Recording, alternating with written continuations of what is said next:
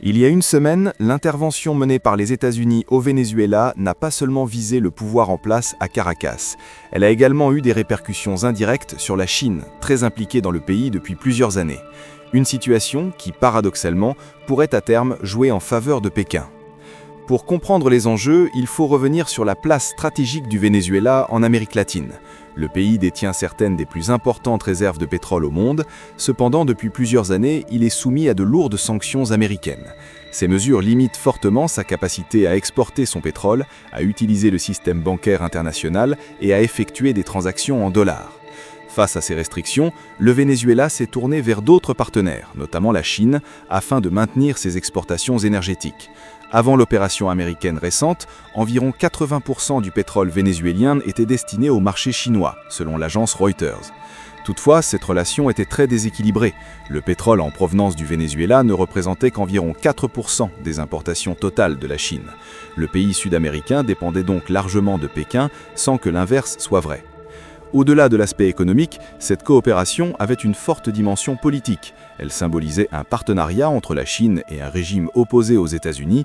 En parallèle des échanges pétroliers, Pékin a accordé d'importants prêts au Venezuela, souvent sous la forme d'accords dits pétrole contre prêt. Concrètement, le remboursement ne se faisait pas en argent, mais par des livraisons de pétrole. Même si les chiffres précis restent difficiles à établir, un rapport du centre de recherche belge Beyond Horizons estimait que la dette vénézuélienne envers la Chine pourrait encore atteindre environ 12 milliards de dollars à la fin de l'année 2025. Cette situation a contribué à renforcer une relation de dépendance du Venezuela vis-à-vis de Pékin, accentuée par les sanctions américaines. La Chine ne s'est pas limitée au secteur pétrolier, elle s'est également intéressée à d'autres ressources naturelles du pays, notamment l'or, en créant plusieurs co-entreprises chargées d'explorer le sous-sol vénézuélien. Ce dispositif a permis à Pékin d'accroître son influence régionale tout en soutenant le gouvernement de Nicolás Maduro face aux pressions de Washington. Dans ce contexte, l'opération américaine constitue un revers stratégique pour la Chine, qui risque de perdre à la fois un allié régional et un accès privilégié à certaines ressources. Sans surprise, Pékin a condamné officiellement l'intervention américaine, la qualifiant de violation du droit international et de la souveraineté du Venezuela. Une position juridique partagée par de nombreux observateurs, même si tous les pays n'ont pas employé de termes aussi explicites. Cependant, certains analystes estiment que cette démonstration de force américaine pourrait à long terme servir les intérêts chinois ailleurs dans le monde, notamment en Asie. La question de Taïwan revient alors au centre des préoccupations. Depuis plusieurs années, la Chine affirme vouloir reprendre le contrôle de Taïwan, une île autonome dotée de son propre système politique et économique. Bien que fonctionnant comme un État indépendant, Taïwan n'est pas reconnu comme tel sur le plan international, et Pékin considère l'île comme une partie intégrante de son territoire. Le point commun entre les situations vénézuéliennes et taïwanaises réside dans la relation de tension entre une grande puissance et un acteur plus faible, dans un contexte de forts enjeux géopolitiques. Toutefois, les deux cas restent fondamentalement différents. Au Venezuela, l'intervention américaine visait le pouvoir en place sans revendication territoriale. À Taïwan, il s'agirait d'une possible annexion militaire. Malgré ces différences, l'intervention américaine suscite des inquiétudes sur le respect du droit international. Le secrétaire général des Nations Unies, Antonio Guterres, a ainsi évoqué un précédent dangereux. Selon lui, agir dehors du cadre international pourrait encourager d'autres puissances à faire de même, y compris la Chine dans le cas de Taïwan. Pour autant, de nombreux experts illuminent que la question centrale pour Pékin n'est pas uniquement l'acceptation internationale d'une telle opération, mais surtout sa faisabilité militaire. Une invasion amphibie d'une île densément peuplée représente un défi considérable. Taïwan renforce également ses capacités de défense et une intervention américaine reste possible. Les États-Unis ont récemment annoncé la livraison de plusieurs milliards de dollars d'armement.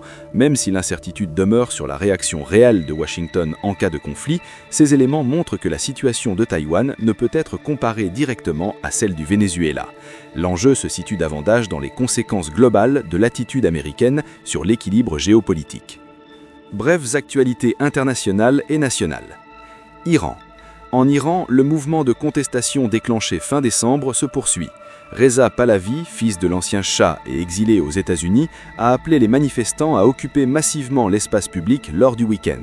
La répression reste sévère. L'accès à l'Internet a été restreint et selon l'ONG Iran Human Rights, au moins 51 personnes, dont 9 enfants, ont été tuées depuis le début des mobilisations. Plusieurs dirigeants européens ont appelé les autorités iraniennes à cesser les violences et à respecter les droits fondamentaux. France, grève des médecins. En France, la mobilisation des médecins libéraux se poursuit contre certaines mesures prévues dans le budget de la sécurité sociale pour 2026.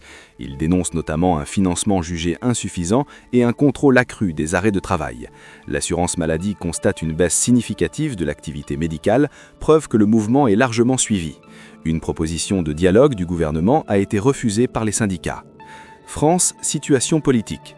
Sur le plan politique, une réflexion est en cours concernant l'éventuelle organisation d'élections législatives anticipées en même temps que les élections municipales prévues en mars.